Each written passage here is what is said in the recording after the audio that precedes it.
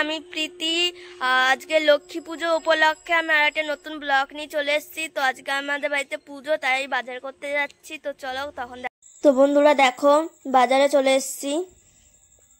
তো বাজারে খুব ভিড়।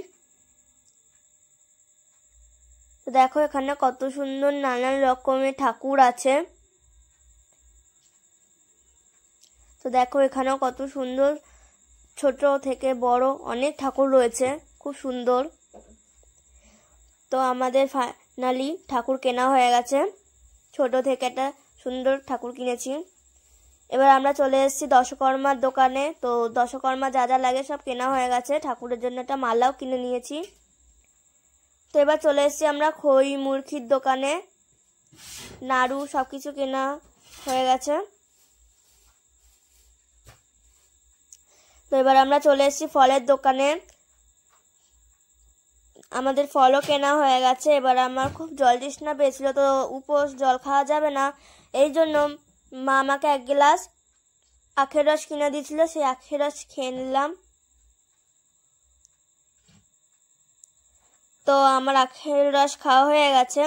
তো আমার সব জিনিসও কেনা গেছে। এবার আমরা বাড়ি যাচ্ছি। তো টোটোতে উঠে পড়েছি আমরা।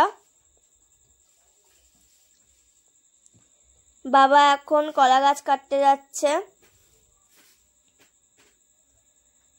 কলা গাছ কাটা হয়ে গেছে বাবার। এবার কলা গাছ কাটার পরে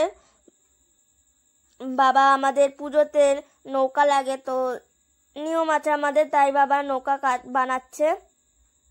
বাজারে খুব দাম, এই জন্য বাবা বাড়িতেই বানাচ্ছে।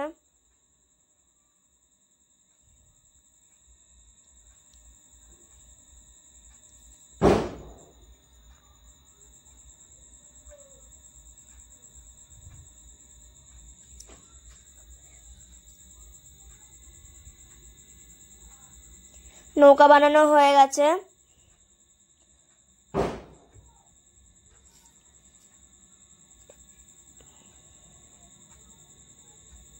তো দেখো বাবা দড়িতে নৌকাগুলো বাঁধলো, হয়ে গেছে এখন।